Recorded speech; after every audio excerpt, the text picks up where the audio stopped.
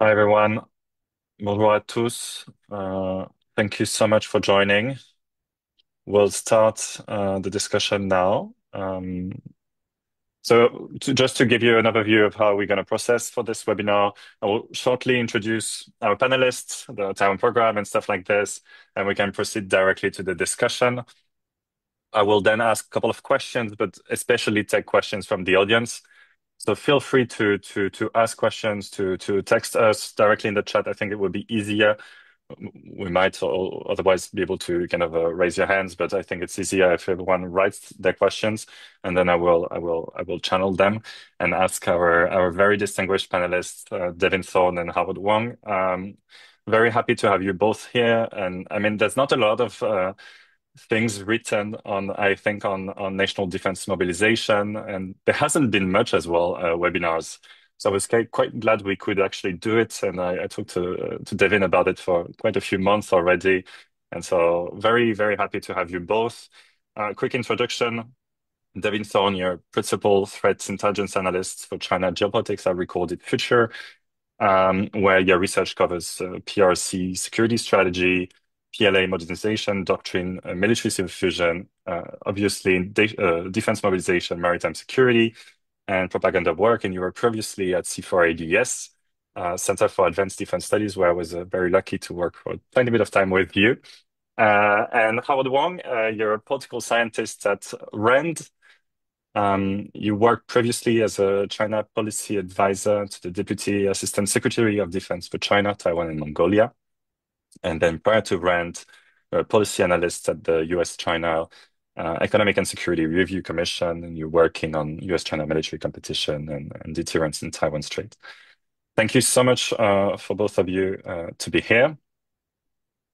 And maybe a quick note before starting on the webinar, just to mention it's kind of part of our Taiwan program for security on the security and diplomacy, which is kind of a research program, independent research program funded by the Taiwanese MOFA.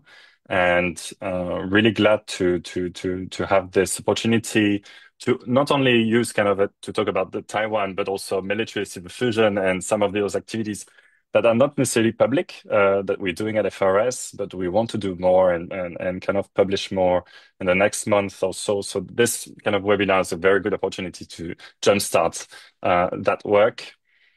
And I think without further ado, I'll let you, Devin, start maybe. All right, great. Hi everyone. Happy to be here today, and thank you for giving us your time and attention. I want to first thank you, Simon, for the invitation to participate. But I've prepared a few opening thoughts here on China's National Defense Mobilization System, or what I'm going to refer to for brevity as the NDMS.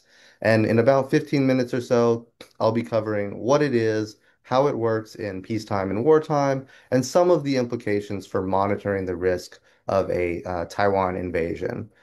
My overall message is going to be that the NDMS is a vital component of China's ability to bring comprehensive national power, or sort of the full spectrum of national resources, to bear in a conflict, and is a key enabler of China's national resilience. The NDMS complicates risk monitoring because it entails constant and incremental preparation for crisis.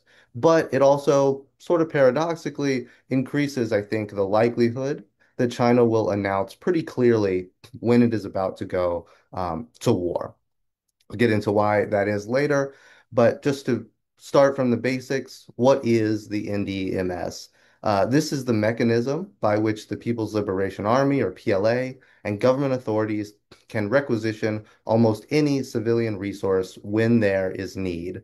Fundamentally, it exists because in a time of crisis, whether that's due to war or some other non-war emergency, authorities must be able to rally national manpower, economic resources, technological resources, and other resources from across the civilian sphere if military stockpiles or national strategic reserves are insufficient. The NDMS is particularly important for the PLA because the PLA believes that military civil fusion, or MCF, which the NDMS contributes to, can maximize combat readiness and efficiency, especially with regard to military logistics.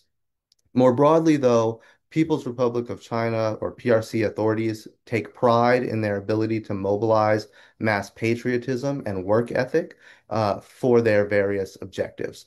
So we could see the NDMS in motion, for instance, during the COVID-19 pandemic, when companies diverted resources to produce goods and technology for pandemic control.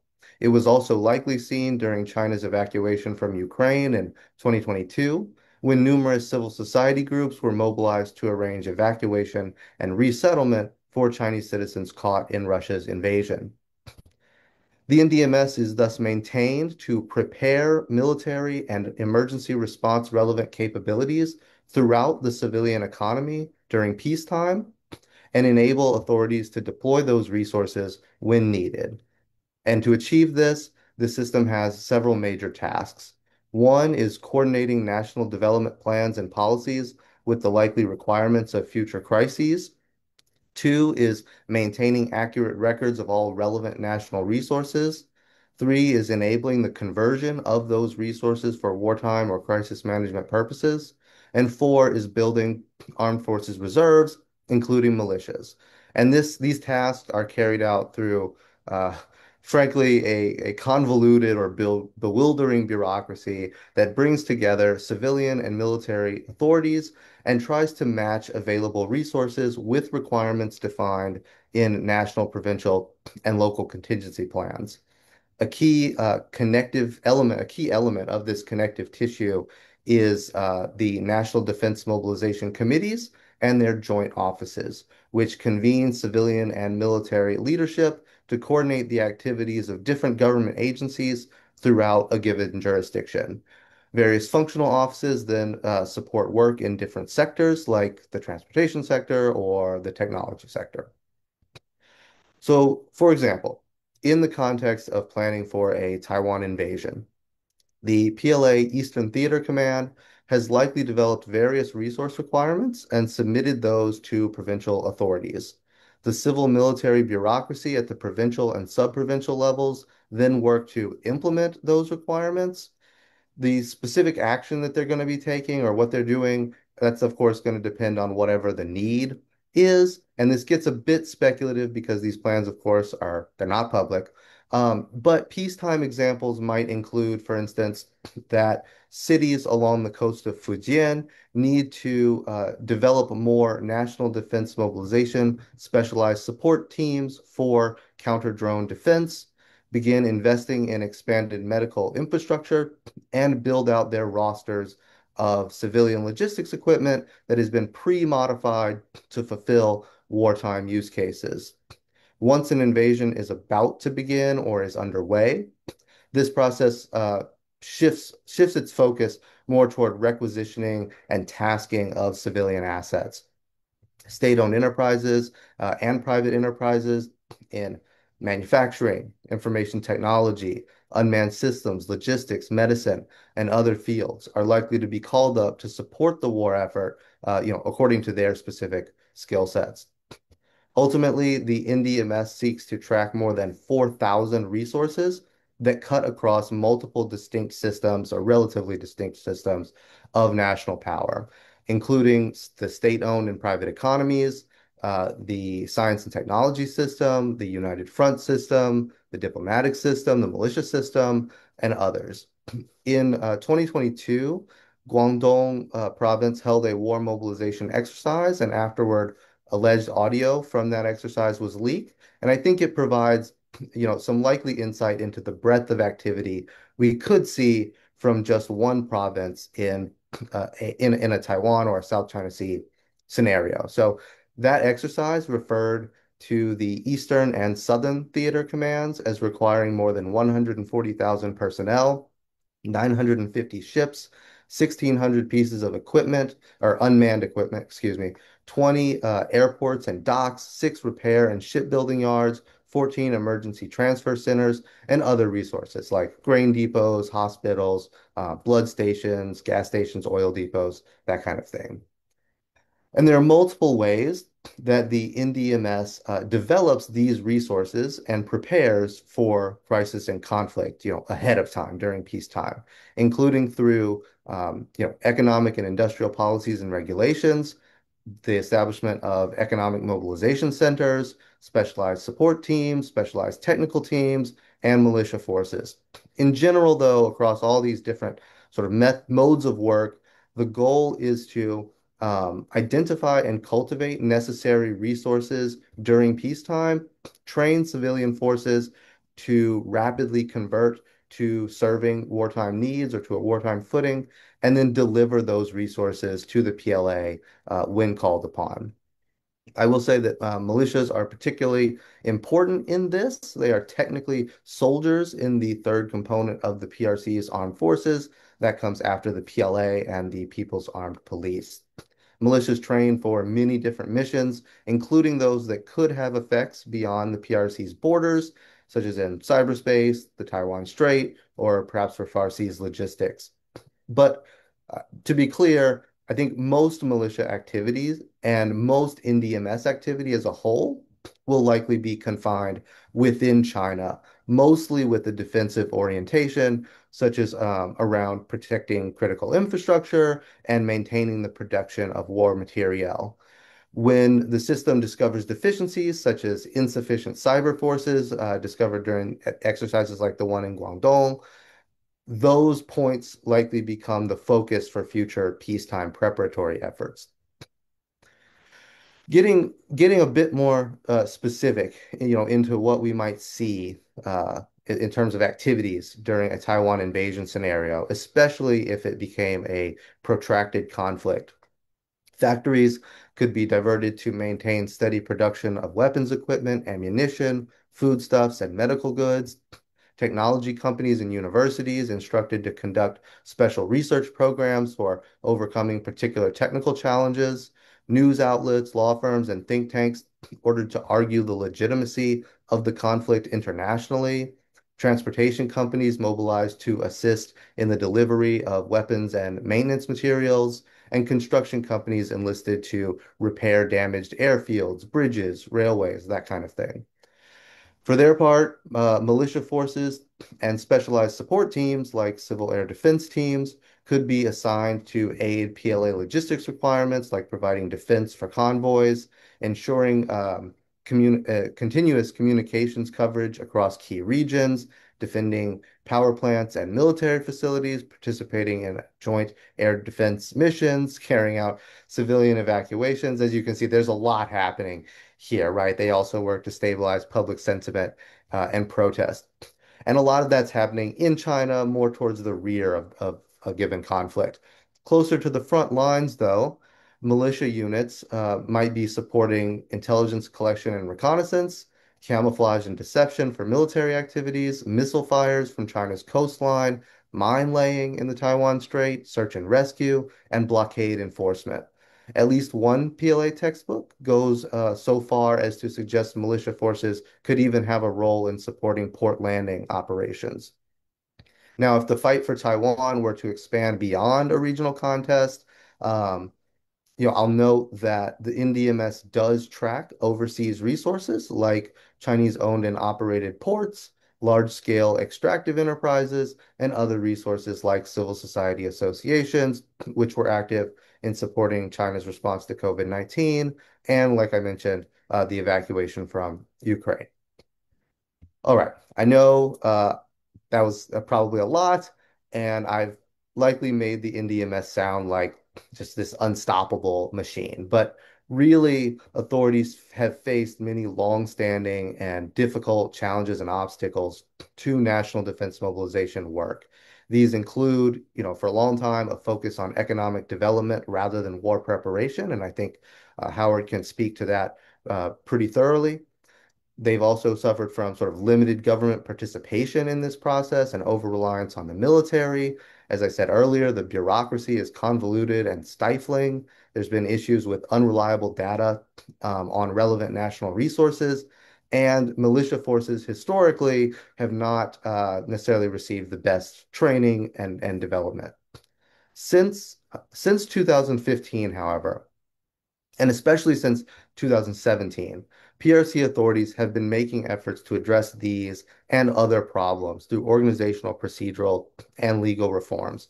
So, for instance, the requirement that government economic planning authorities implement NDMS work has been institutionalized through National Defense Mobilization offices created under development and reform committees down to the county level. New audit and survey procedures are reportedly improving the accuracy and precision of annual surveys used to track national defense relevant resources nationwide. And new militia training practices seek to ensure that these forces will be able to support the PLA in all domains and in joint operations. At the end of the day, though, it is very difficult, I think, to independently assess how well the NDMS performs. It is likely improving as a result of all this, activity in the last decade, but it's also likely still far from perfect. What we can see in public sources, at a minimum, to give some indication here, national level civilian and military authorities likely do assess progress in assessing these longstanding deficiencies in the system, and they likely have increasing confidence in their ability to use the system, if the need arises. So in 2022, for example, we can see the Central Military Commission, National Defense Mobilization Department, assessing steady improvement throughout the NDMS. And in 2023, they assessed a quote unquote significant leap in NDMS capabilities. But the NDMS is, I think we should all keep in mind, ultimately untested outside of emergency response functions since 1979. Now, I know I think I'm coming up on time, but I want to wrap up with two thoughts on sort of the bigger picture implications of the NDMS for monitoring the risk of a Taiwan invasion. And I have some bad news as well as some good news. The bad news is that I think the NDMS likely renders some traditional warning indicators harder to assess. So, for instance, most reports of air raid shelter construction, or most evidence of that, are likely related to decades-old policy that requires many urban buildings of a certain size to construct air raid shelters or pay a fine if they can't, rather than being sort of these independent markers of preparation for imminent conflict. Similarly, national regulations require that many commercial ships are built to national defense specifications. So, in theory, there will be no need for China to pull dozens or hundreds of dual use ships into dry docks for conversion prior to a war. So that hinders our ability to monitor some of these things. The good news, however, is that authorities, including the PLA's reliance on the NDMS and the sort of importance that they attach to it, I think also increases the likelihood that China will overtly signal that they are about to go to war. The NDMS fundamentally relies on China's population being willing and eager to contribute to the war effort, but only about half of China's population likely supports going to war over Taiwan unprovoked. So there's likely to be, a fairly clear propaganda campaign justifying why it is now time to act. And despite authorities' focus on being able to sort of convert very rapidly from peacetime to wartime, some foreign analysts assess that a general mobilization would be issued about 3 to 4 months in advance of a conflict. One caveat here before I turn things back to Simon, the scenario I've been focused on is an invasion.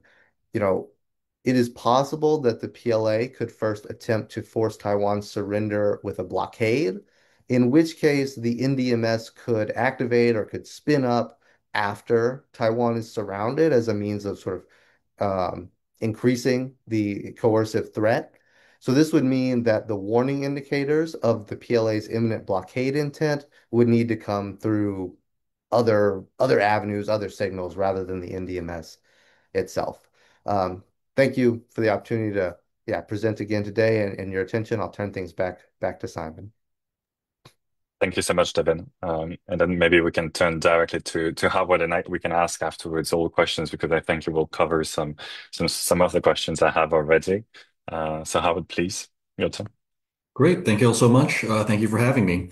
I am always incredibly impressed by the incredible level of detail that Devin is able to bring out in his research, and it is very, very difficult to follow him. Nonetheless, I will, and hopefully do so quickly.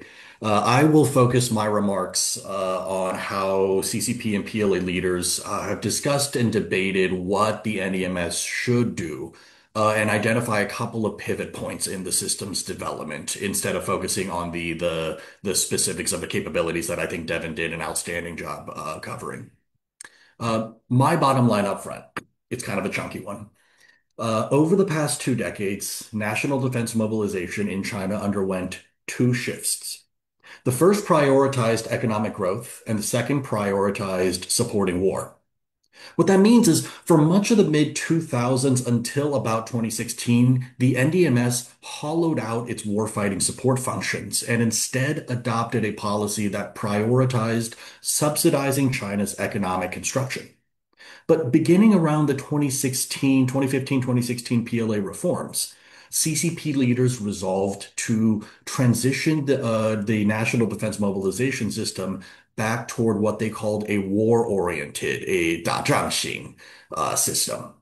As of 2025, this transition in terms of structure and policy has largely been accomplished, but party leaders continue to tinker with the system in service of a broader objective, which the CCP and PLA terms national total war. Let's start with the definition. At its most basic, China maintains a system of national defense mobilization that leverages civilian resources to enhance PLA capabilities in crisis or conflict. It's intended to be a system that bridges the PLA and civilian government at national, provincial, and municipal levels to enable a whole of society effort to employ force at each of these stages.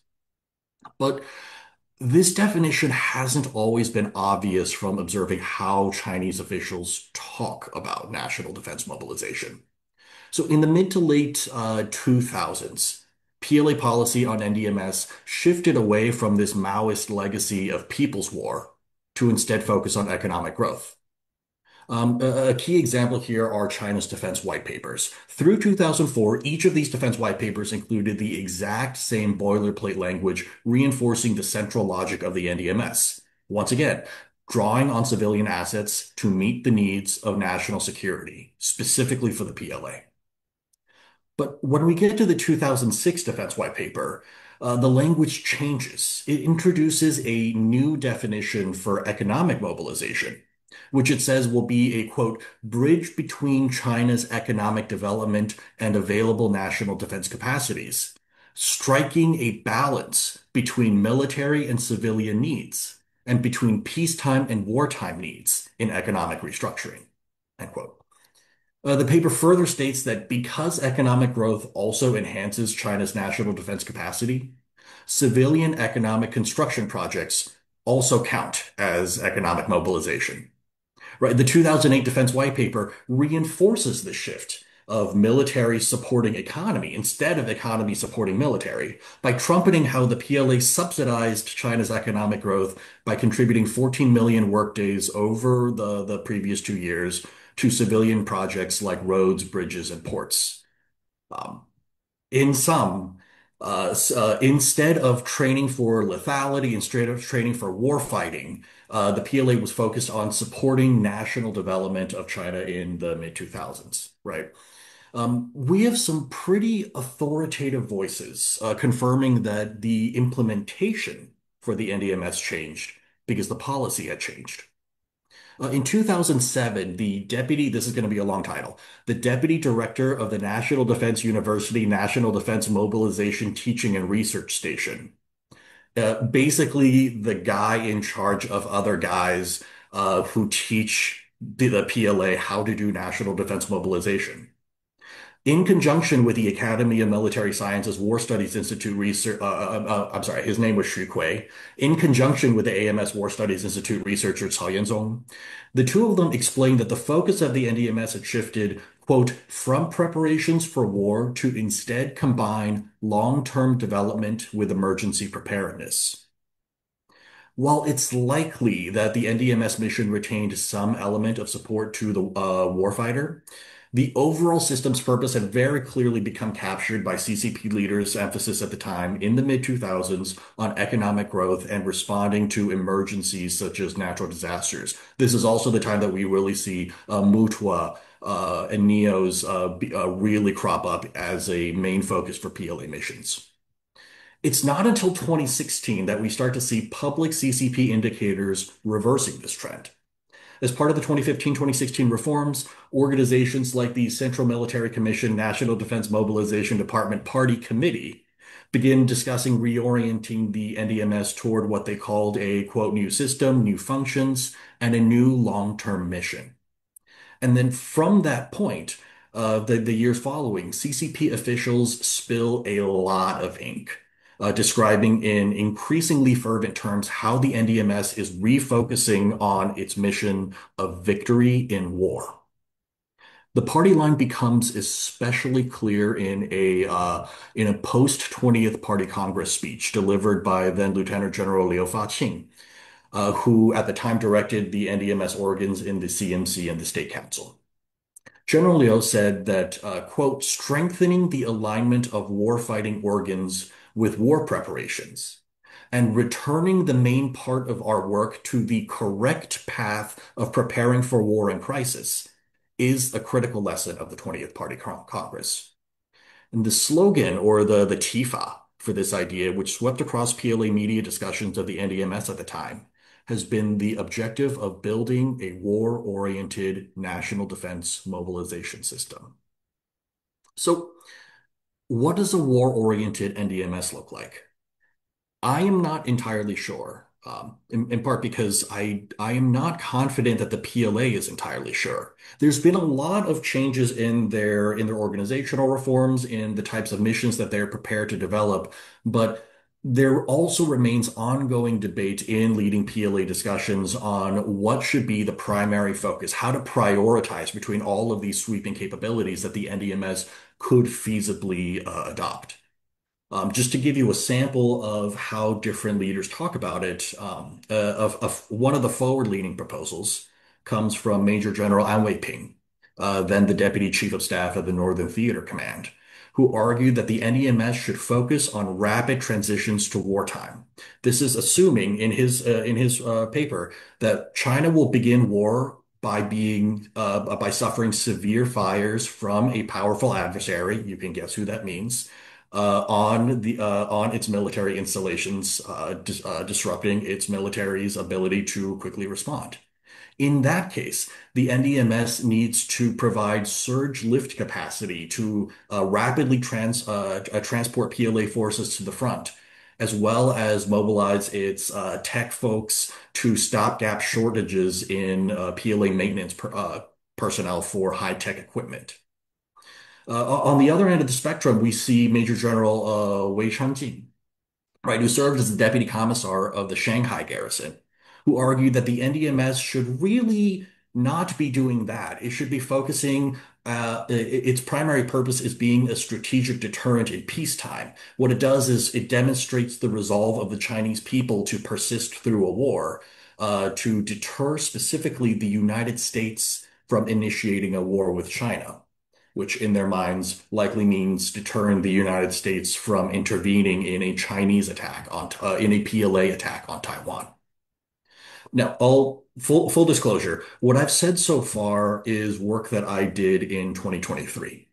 And when I had initially conducted this research in 23, I had assessed that the PLA converged around this idea of a war-oriented NDMS, but that it was still feeling the stones as across the river. It was still figuring out exactly how it wanted to employ this. At the time, I thought that without an extremely clear, extremely precise policy objective for what the NDMS needs to do when the flag goes up, then we couldn't be sure that the PLA had really fully purged the legacy of subsidizing economic growth through mobilization resources. Corruption will continue. Apparently, Xi Jinping feels that corruption has continued. So my answer 2 years ago as to what the 2016 onward pivot did was that it probably restructured the NDMS to streamline mobilization coordination between government and PLA, effectively to free the military from these mobilization responsibilities so that it could better focus on war preparedness. I continue to think that that was probably one motivation. But since then, we have more recent information from the PLA on what it means to be a war-oriented national defense mobilization system. PLA writings between 2023 and 2025 closely associate the NDMS with another acronym, the Integrated National Strategic System and Capability, the INSS&C, and a mission that they call National Total War, 国家总体战. According to PLA literature, the INSS&C is a super entity that integrates China's already sweeping national security system with its national development system in order to ensure CCP leaders have the capability, this is the C in the INSS&C, to route strategic resources, whatever they may be, towards strategic objectives, whatever they may be. It's a function that maximizes CCP leaders' decision space and enables it to combat in peacetime with or plan for peacetime advantages as well as warfighting advantages in conflict, without necessarily predetermining its trade-offs between development and security. I'll also say that these strategic objectives appear to be defeating the United States in military competition or conflict.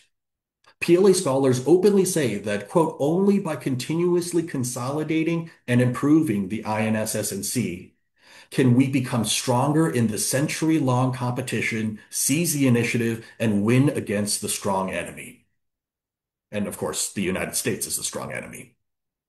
Well, note that the INSS&C is not only a PLA concept. CCP civilian leaders, such as ministers of state security Chen Wenqing and Shen Yixing, have emphasized its importance as they call on party cadres to fight well the national total war, referencing whole of society mobilization toward national strategic objectives, which PLA literature, CCP literature really associates with how they see the United States and European countries mobilizing their societies in World War II. I want to be clear that national total war is not about regime change and unlimited ends and destroying your enemy's governing capacities. It's about the totality of effort from society. So just to close here, in this context, I think the war-oriented NDMS's role is a little more clear. PLA literature talks about the integrating function of the INSS&C as breaking the segmentation between military and civilian, or between national security and national development systems, to produce an NDMS that better enables central party leaders to route resources from civilian domains to where they can foster military advantages in long-running competition against the United States. So in this way, the war-oriented NDMS is the institution straddling economic development with military needs in a way that ensures party leaders have minimal trade-offs and are able to secure both development interests and security interests, and vice versa, through peacetime crisis and conflict. It's a pretty idea. I'm not confident how much it will work, but I will conclude my remarks there. Thank you. Thank you so much, Howard. And I'm so glad you talked about the integrated national strategic system and capacity, because that was specifically one of my questions. And this is for us like one of the points where there's still a bit of uncertainty, because since 2017, when it was first kind of announced by Xi Jinping, and then like afterward it was talked about many different times, but it's still for me not so clear in terms of the institutional setting of the INSS&C, and how does it the kind of NDMS plays into it, because that's kind of like we know that the I think the MCF, the Military Civil Fusion Central Committee, has kind of like a role. Commission has a role in supervising that whole system. But how is it for the NDMS more institutional setting, those offices? How do they fit into it? And what's their place within that whole system? Is it the kind of the overarching framework or the links between defense and economy, as you kind of mentioned, if I understood well? Um, Kind of like, could you clarify also for our listeners, kind of this system, how it works and the institutional setting? So unfortunately, I don't know how much I can clarify because I don't think the CCP is especially clear, even internally. And I'm Okay. happy to discuss this. Yeah. I don't think the INSS&C is an office that exists somewhere and there's a Hmm. guy that is the executive director. It's not clear to me that that when they say it's a system, that it's an office. It seems to me that the big emphasis of the INSS&C is integrated, Okay. not the strategic system and capabilities. Like these are aspirational goals that are kind of a secret sauce that you drizzle over everything else and hope that the other entities that do already exist. The NDMS is important because it's an actual office that actually exists. In the same way the MCF Central Commission is Yeah. an actual office that actually exists.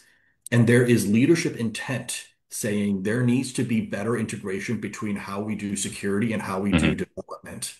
And we need to, one of the things that comes up often when they talk about national total war, which is the function of the INSS&C, is that we need to find in the civilian entities, we need to build institutional advantages. It's not exactly clear what that means, but I suspect it means efficiencies, institutional advantages that they say this explicitly translate into war fighting capabilities. Um, I don't know that they have a specific, this is the advantage and this is the capability. I think that this is an aspirational call from CCP leaders telling organizations like the NDMS, you need to figure out what are the advantages that you can build institutionally that will enable our people to fight more and better. Hmm. And on that, so and would it be correct to interpret the INS&C as kind of the next step of MCF and NDMS? I think that you can definitely say that it's a next step in MCF. MCF is an idea, it's a strategy. The INSS&C appears to similarly just be an idea and a strategy. Um, I would not say is the next step of the NDMS. I think the NDMS is much more discrete. It's an entity that actually exists. It is more than a strategy will ever be. It will actually do the integrating of national defense and economic development. I Hmm. suspect that there's going to be overall guiding direction of MCF/INSS&C, and the NDMS is going to be one of many, many organizations that are responsible for it. It's unique in being one of the very few in the Chinese system that explicitly straddles translating civilian resources into warfighting capabilities. Hmm. And a quick question, you mentioned about also the question of deterrence in your presentation, and I wanted to know where does it fit the NDMS within the kind of strategic signaling of China and deterrence toward the US, but also other actors. How do you see it, and maybe also how would it translate like in more concrete terms in a way? So this is one of the areas where I think the NDMS is more geared toward, in CCP leaders' minds, I think the NDMS is more geared toward competition and conflict with the United States than it is for Taiwan. I don't know that the PLA actually needs, well, maybe regional mobilization, certainly in the Eastern Theater Command, but I don't know that China needs general mobilization to fight Taiwan. I think that the signal that would be sent from the NDMS, the major deterrent signal that CCP leaders intend, is the resolve to protract a war against a militarily superior adversary. That would be the United States. So I think it's that message of the full phrase is national total war, overall political war, and people's war for a new era. Blending all of these, it's not backing down in military domain and economic domain, refusing to lose the political conflict, and that it is the people themselves who refuse to go down. That This is a similar message that we've heard from China in decades past, that the Chinese people will eat grass if that's what it takes, but they will not lose. Um, I don't know how effective that type of messaging will be, but it is consistent with what we could call China or the CCP strategic culture. It's consistent with their messaging over decades and their idea of deterring through the Chinese people's resolve. Do you want to add anything, Devin? Um, I mean, I'm fascinated. I love hearing Howard speak on this stuff, Yeah. and because I think we've taken sort of different tracks and how we understand the system. Howard obviously is looking a lot at sort of the thinking of the leadership, whereas I've tried to track what the system is doing. So it's very interesting to sort of Hmm. bridge the gap here. I guess. Um, I'm not sure if this was the point of your original question, but drawing on something Howard mentioned about, will there be a general mobilization, or what Yeah. role That might the was. NDMS play in a Taiwan scenario? I guess I have a slightly different view. I do agree that maybe a general mobilization in terms of nationwide mobilization, yeah, that's probably not necessary. Um, and the what we may actually see, I think, is going to depend a lot on what happens around Taiwan. I mean, if the PLA can, launch a bolt from the blue, like they sometimes talk about, conquer Taiwan, in a month or two using just their own organic resources, the NDMS may not play that big a role. But then if it becomes protracted, if Taiwan Yeah. or US or others is able to start making attacks on China's mainland, then I think it will be activated, at least in the provinces that are most likely to be affected. So maybe Fujian, maybe Guangdong, up into, Zhejiang and Shanghai, perhaps. And in that sense, it's not necessarily a huge, it's not at the start, it's not necessarily a huge mobilization in that all of a sudden all the factories are going to be geared toward a war fighting. Hmm. But militias, support teams, and other things will be activated to provide some of that rear area support, especially if PLA forces begin to suffer different types of attrition in the logistics, particularly in the logistics domain. So I think there is activity that the NDMS prepares for, and those preparations and those plans happen at the theater command levels, and then also, at lower levels as well. So yeah, I guess that would be my 2 cents there. Hmm. That's very interesting, and that connects to a question we had from panel, like from the audience, from an attendee on kind of the what do you think in the context of a possible Taiwan invasion, the national defense mobilization would look like, and how we could distinguish it from the peacetime, which you mentioned already a bit in your presentation, Devin, and the difficulties actually that it entails in distinguishing it between peacetime and what could be a crisis. And maybe on that, on what you were mentioning, I would be interested to hear more about, have you seen already some evidences of a prioritization of some of the theaters or some of the cities or some of the zones and some of the units or actors? And I'm curious as well about the role of some of the companies you mentioned, because industries, you mentioned transport and stuff, but how about high-tech companies that have been targeted specifically within that kind of framework of NDMS? Um, yeah, so the answer is yes, in the sense Mhm. of preparing for some abstract eventual possibility, not necessarily Taiwan specifically. Uh, and I don't think necessarily we've seen Mhm. activation of the system in terms of, oh, they are doing something that is actually Mhm. moving toward, zero day or an Yeah. actual. But there are preparatory activities that just go on in the system, um, as it functions, some of which would be relevant to Taiwan, some of which aren't, right? The system, I think, as Howard adeptly explained, is trying to achieve multiple goals. There's a war Yeah. fighting goal I think it still has an emergency response goal. Hmm. It also is still trying a little bit to preserve this economic development thing. So there's lots of stuff happening. And as far as sort of high technology companies or high tech companies, private sector in particular does seem to be a place where authorities are pushing, and Yeah. essentially what's happening here, in my understanding, based on obviously only public sources, is that the real backbone of national defense mobilization is going to be the state-owned enterprises, right? They have tons of production capacity. They are right there integrated with the state in terms of maintaining stockpiles of relevant, commodities or maintenance parts that might be needed at some point in time. The private sector doesn't have those same incentives or historically hasn't.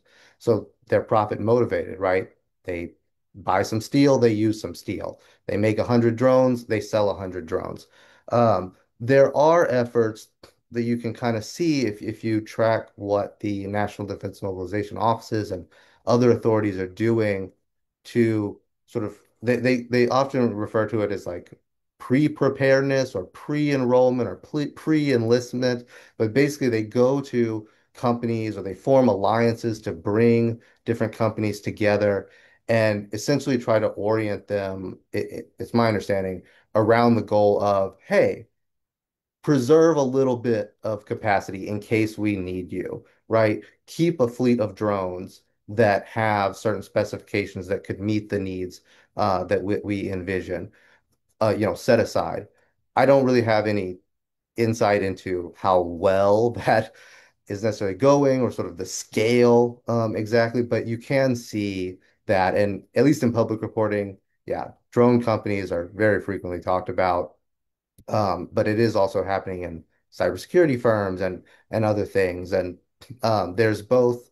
Sorry, I will wrap up shortly. No, take your time, take your time. There's two components, I guess I would Yeah. highlight in this preparatory effort, or three maybe. There's the institutional linkages where just they don't want a situation where a war has begun, whether that's the US attacks China or whatever, and the company that they need something from has never heard of the National Defense Mobilization Office. So there's an institutional thing here where the NDMS goes, introduces itself, says, this is kind of what we do. This is what we expect from you. These are your obligations under the law. Then there's a material component, which is what are the things the companies produces or could produce that are relevant to national defense mobilization. And then there's also, I believe, a personnel component. Hmm. So standing up teams in companies. And I don't know exactly how much this happens in the public sector, actually. Um, I mean, sorry, the private sector. But essentially, you see reference to, and it's in law, that there are things called specialized support teams, specialized technical teams. My understanding that there's civilians that are essentially there to if there's need, if a war begins or something, they know what to do, and at least they've had a little bit of training to sort of steer their organization toward whatever need happens. Hmm. Um, One final point on that, just to maybe prevent any confusion, it's my view, although I think there might be some people that disagree, but it's my view that specialized support teams, these technical teams, they are different from militia forces, even though a lot of their activities or the organizations that they exist in can overlap to a pretty significant degree. So are those parts of kind of the more reserve forces? So no, Okay. I don't think so. When I think of reserves, there's Yeah. basically two big sets. There's the formal PLA reserves. Those Yeah. are, enlisted as reserves. They train with the PLA. They are part of the PLA. And then there's the militia forces, which are linked to the PLA sort of command and control structure, but are technically a different part of the armed forces. These support teams, I think, are separate. They're Okay. under the NDM. They're like the forces of the NDMS, if that makes. Hmm. I don't know if that Yeah. clarifies anything, but Yeah, no, no, that's that's what's clear, kind of but happening, I think. yeah, and it's kind of difficult for us to understand because like to grapple with it because you have the reserve the PLA forces, which we are not clear as well whether it's kind of like in the US where they can be called for a year or something, or is it like kind of like in France where you can be a reserve and you can work 1 or 2 days within a ministry or something and then continue your work. So I'm curious if you have any idea of that. For the kind of the PLA reserve and the NDMS reserve, if we can call it that way, So, and yeah. how are they ready as well in a way? Because like I remember there was some issues of equipment and training. Is that getting resolved as well? Mm. So I will say, unfortunately, the PLA reserve is not something that I've studied in depth. I wouldn't want to misspeak or mislead Hmm. it here. I don't know if maybe Howard has done some of that Yeah. research. So I don't want to speak too much on Hmm. like how often they train or anything along those lines, and I apologize for that. Um, as far as these specialized support teams, or if we want to use the term, Yeah. I would prefer the term National Defense Mobilization Teams. That kind of captures both broad buckets here. Um, this is also a place I would like to do more research, Yeah. but my understanding today, based on what I've seen, is um, that they are primarily trained in their organization. So, for instance, there are going to be transportation teams in like the major airlines. The airlines are supposed to organize a lot of training for that. I mean, maybe not a lot, but the basic training so that people are familiar with their tasks. And that's supervised by the NDMS, probably the National Defense Mobilization Office, which you can see organizing some, I think, auxiliary trainings or supplemental trainings or sort of inspection evaluation type trainings of different forces in sort of different sectors. I, one issue for a long time has been that even in state-owned enterprises, the profit motive has run up against the national defense motive. And probably that is partly to what Howard was talking about, where everyone just said economic development, that's the goal. We don't really need to pay that much attention here. So, for instance, yeah, airlines, shipping companies, they're sort of derelict a little bit in their duty to train these forces. My guess, and again, I would like to do more research, but my guess is in recent years, there's been a push to ensure that training actually does happen, that it becomes a little bit higher quality. You can kind of see that with the National Defense Transportation Law and how that was implemented. I think there's some commentary out there by PLA scholars that, or perhaps PLA commanders that after that was implemented, they had a little bit more traction to say, no, you must be, facilitating this training and development.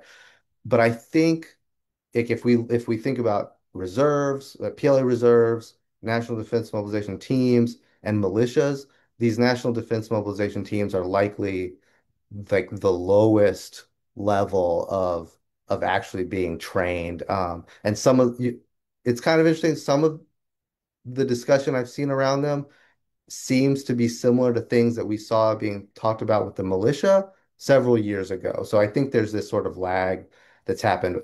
But again, the NDMS is widely understudied, I think, and more focus on this particular point could provide some better answers. What do you have anything to add on those like different, let's say, reserve forces or support forces? I unfortunately I also did not study the reserves. It is I suspect it's an even more understudied element of I the think so. national security than I the think so, NDMS. yeah. But Yeah. it is, I actually agree with Devin that it is my understanding that the National Defense Mobilization Team in private sector is not militia, that it's a distinct body. I actually can't tell if they're deployed. I don't think they're deployed from central office. I think that they're just guys that are designated in the company the same way that you designate a fire like someone responsible for fire evacuation in the United Yeah. States to do the training. How serious that training is, I suspect not great.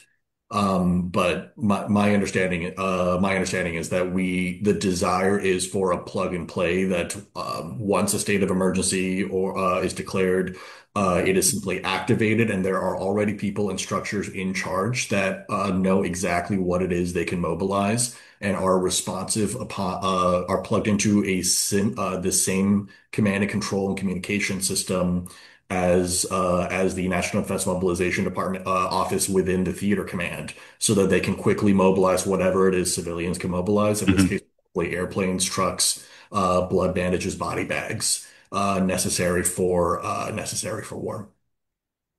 Okay.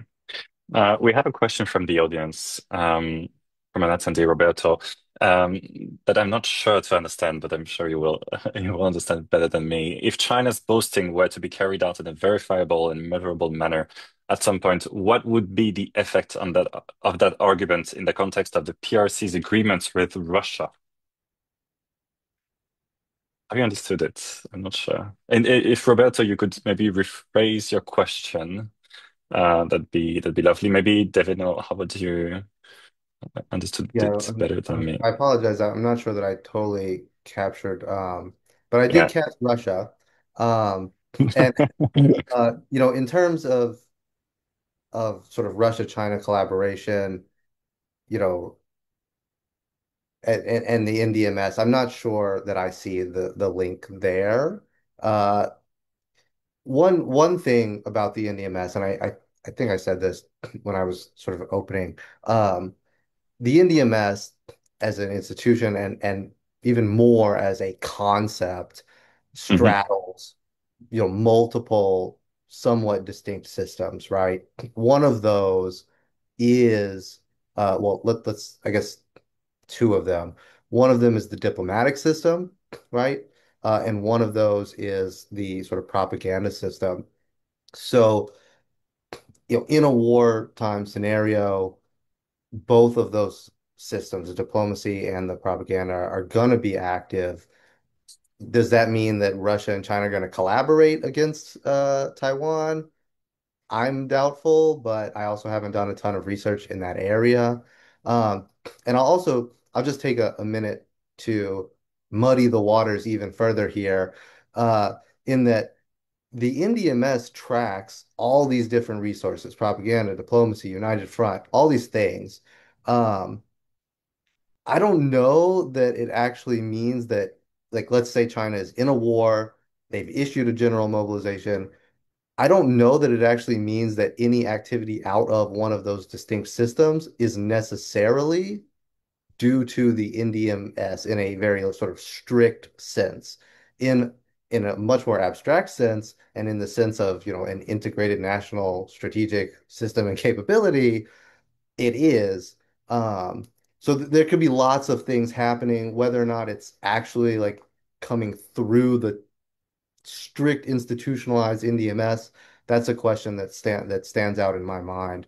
Um, and as far as, yeah, links to Russia, other than tracking overseas resources, I'm not sure that I have a lot to add there. I have a few more questions, but one of them being, how would you, because I think there's a whole question about evaluating and quantifying MCF, but that applies to NDMS as well. You mentioned 4,000 resources in your presentation. Was that kind of, so you have probably universities and SOEs within those resources, but is it kind of like what it is? And to the scale of China, it seems to be very small. When you look at the amount of just data sometimes that the Ministry of Public Security is gathering for just one region or one city. Um, so how would you quantify kind of if we were to assess NDMS in trying to understand its readiness to be applied for, like, let's say, a contingency with Taiwan or the US, or just like trying to understand after that many years of being more like a war-oriented NDMS, what would be the kind of the parameters you would be looking at to be like, okay, maybe it's getting better. Um, I guess I can take a swing at this first, but I'd also love to hear from Howard. So one thing that I look at, um, is training. Um, you know, it's I look at two things, I guess. I look for two things. One is training. What is happening there? Can you see, or do you think you can see from public sources, sort of qualitative or quantitative improvements in the training? Is it happening more frequently? Is it more complex? Are the standards for evaluation rising? So that is one area that I look at. I have recently done this with the militia forces specifically. That's separate from NDMS training as a whole, which I think could also benefit from a hard look. The limitation with it, though, is you're relying on public reports, right? And to Howard's points about sort of deterrence. China could easily make their training sound really excellent, right? Right now, you have a situation where you can still see a lot of the cracks, or you think you can see a lot of the cracks because um, authoritative voices pretty frequently still say, "Oh, this training is not that good. It's not quite aligned to, realistic combat scenarios or what we might actually face on the battlefield." So you can kind of see those cracks, and you compare that to what they're trying to do to patch over those problems. Um, if they stop publishing those cracks and only talk about the good things, you could easily get into a situation where it sounds like the NDMS or the militias or whoever are amazing at their jobs. Um, that unfortunately, I think working with public sources far away from China, it's hard to really get a ground truth outside of that avenue. Similarly, the other thing that I look at is high level assessments that are publicly reported on NDMS capabilities or militia capabilities. Those come from either the National Defense Mobilization Department or the provincial military districts, other offices. But again, they could be lying to us, they could be lying to themselves. It could all be this cognitive operation. So I don't think I have a great answer for how do you really assess, are people ready to respond under the severe strain that a war, or particularly a protracted war, could bring. Um, but it's obviously a critical uh, aspect to understand. I don't know if Howard might have a better methodology. I can speak. I think the way that I go about this is thinking about how the PLA assesses its performance.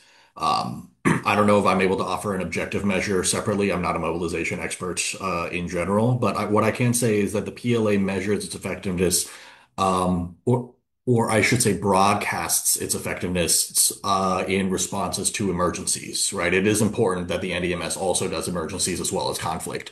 The standards that they have presented that I've seen them present in the past is whether there already exists a common operating picture where data flows across military and civilian government entities can cohere relatively quickly, whether command structures are smooth in the transition from peacetime to crisis, and who is in charge goes smoothly. PLA reports a lot of difficulty with both of those things. In a couple of areas, we have seen instances in which they reported on a small scale, greater regional success. Although I can't believe that the example that I have off the top of my head is from 2019. But in 2019 in Balto, right, a city in Inner Mongolia, the PLA claimed to have responded. I forget if it's responded to an earthquake or preempted or correctly arrayed themselves in preparation to respond to earthquakes using what they claimed was a fully coherent civil military um, information network that use civilian sensors for hydrology, geology, earthquake sensing, in order to ensure that the PLA is ready to mobilize at a moment's notice. They have claimed that at least at the city level in Inner Mongolia, much smaller stakes than the Eastern Theater Command in preparation for war. But at least in this test case in 2019, they claimed great success. They were able to respond to this type of crisis emergency, you know, without major difficulty. If we don't see more instances of them claiming that type of success on a wider scale, I would wonder if they think that they can. Okay. And could Simon, we, yeah, Simon, do you sorry. mind if I Go ahead. just Yeah, go ahead. build on something Howard said actually about the data and being able to sort of see the need kind of in advance or in real time and then respond. I just wanted to link that back to your comments, Simon, on this idea of 4,000 plus resources.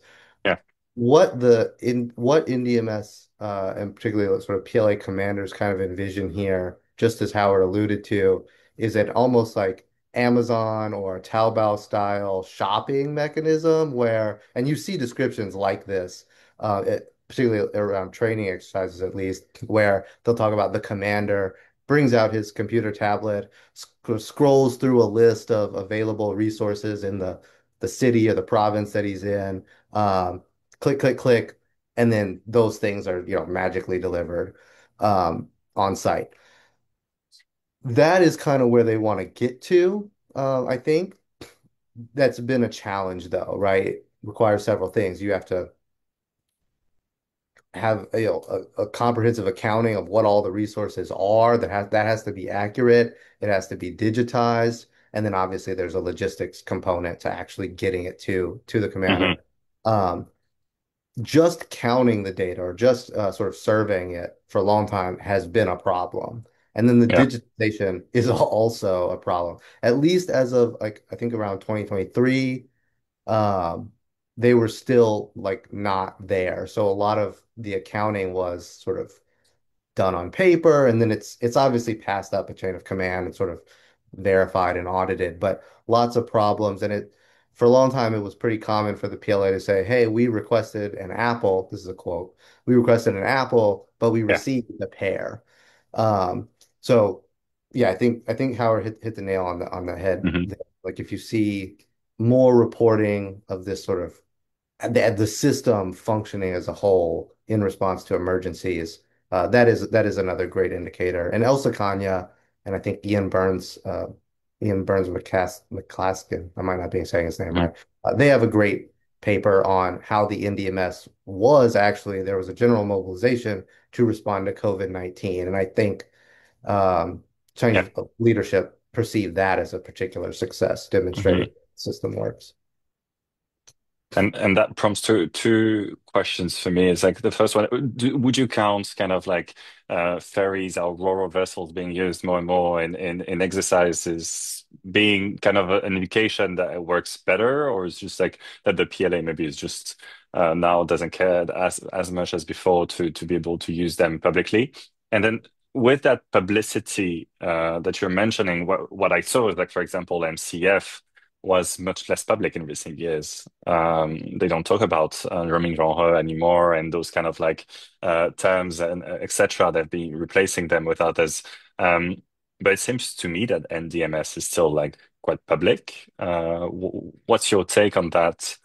Um, and have you seen any shifts recently?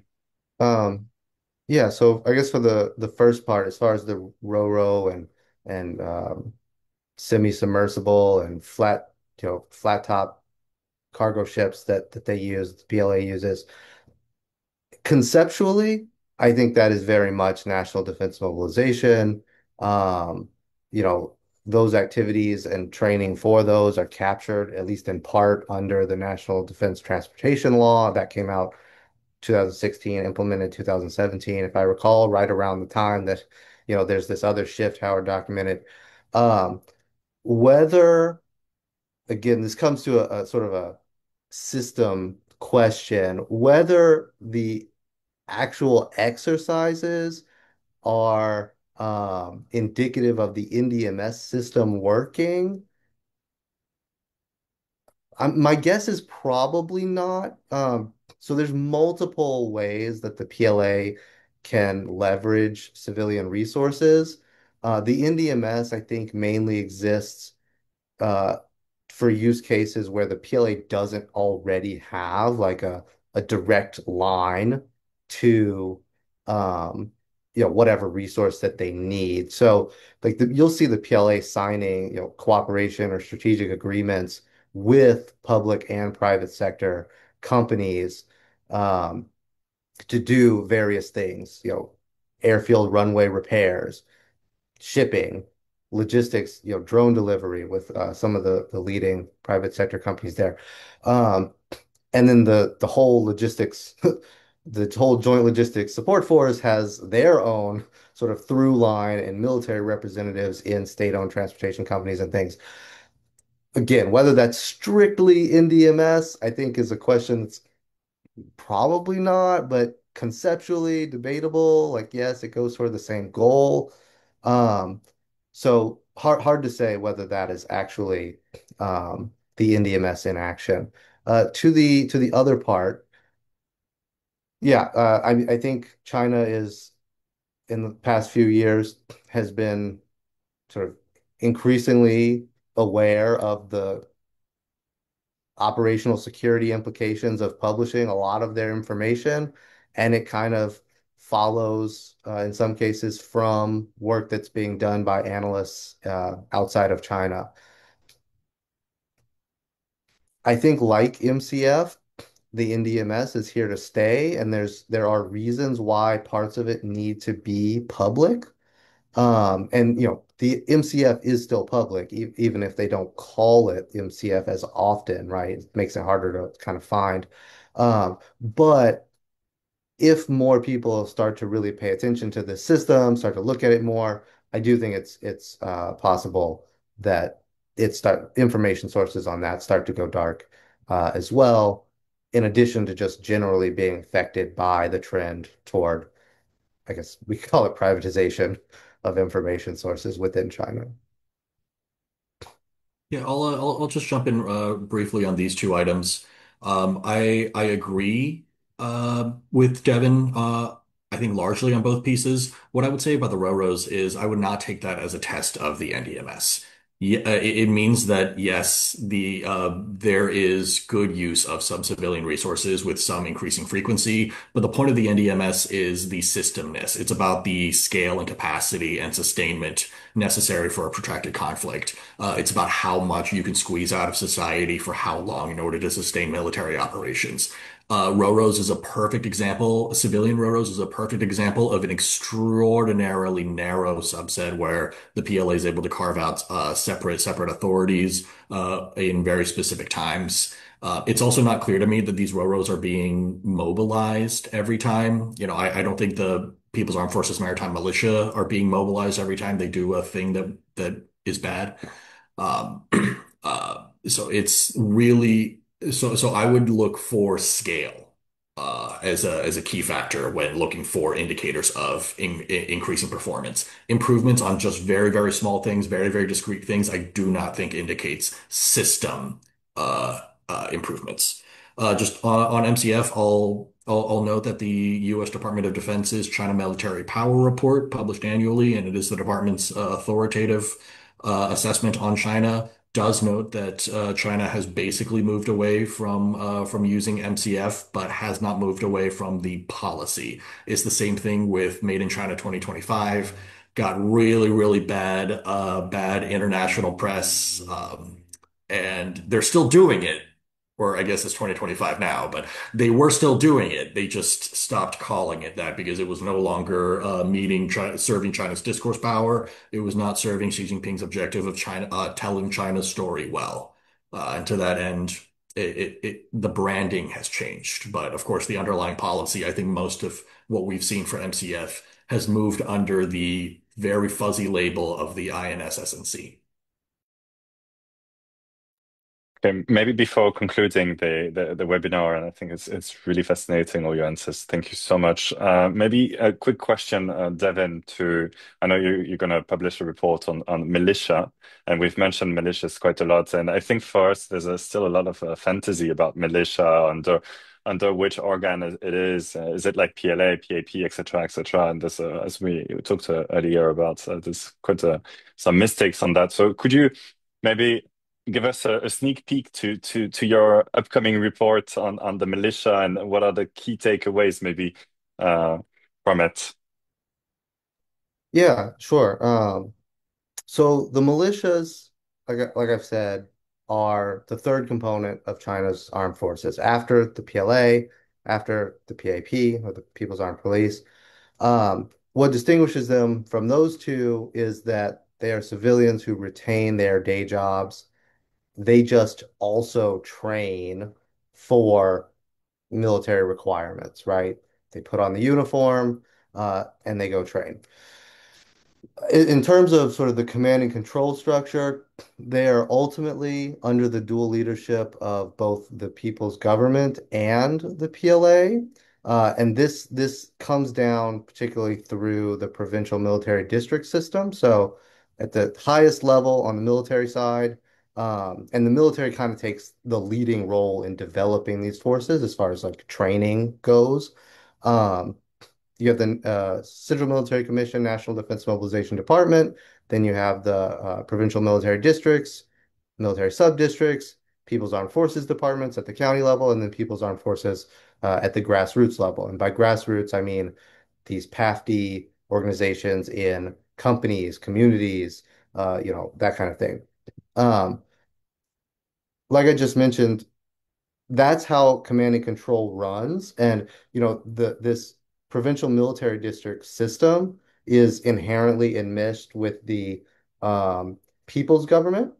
So that's how, for instance, the people's government can use the militia forces for things like emergency response missions or other things, and the PLA can use these forces for military operations. But their training mostly runs through the PLA, and is organized through this system, this provincial military district system. And what my research that you mentioned too is specifically looking at efforts to improve training, which has for a long time been a bottleneck in militia development. They've been kind of underfunded, perceived as backwards, only really relevant for emergency response functions or like maybe social stability maintenance during times of protest, that kind of thing.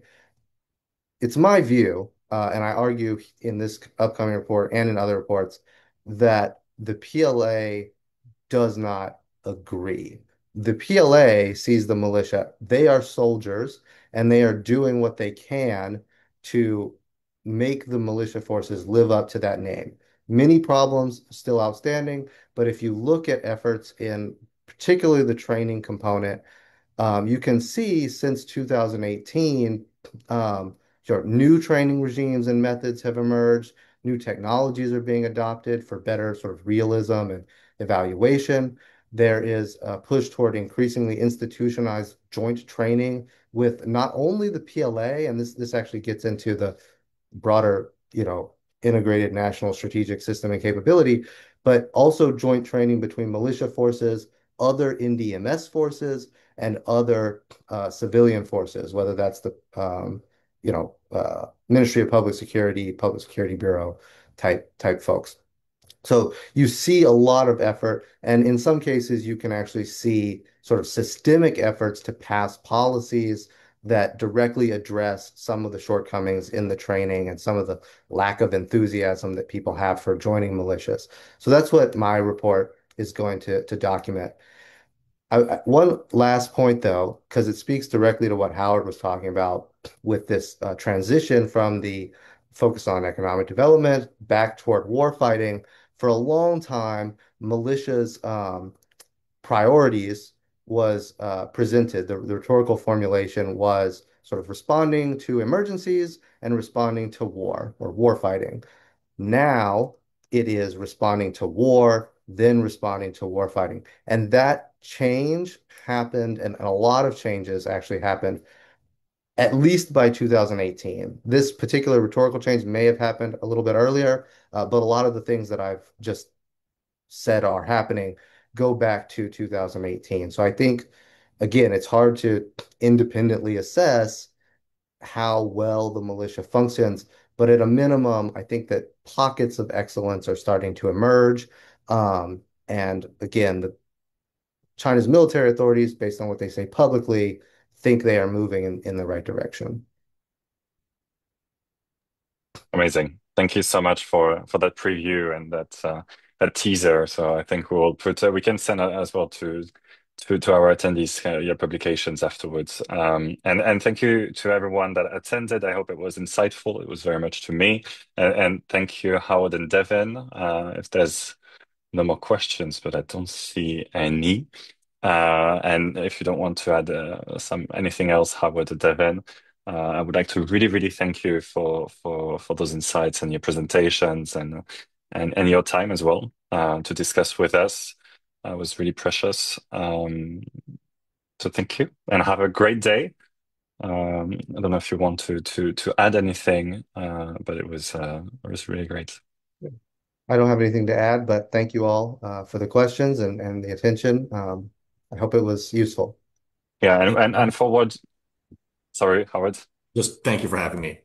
Yeah, and I forward to you anyway if we have any additional questions on those topics. But thank you again, and look forward to keeping in touch. Bye bye.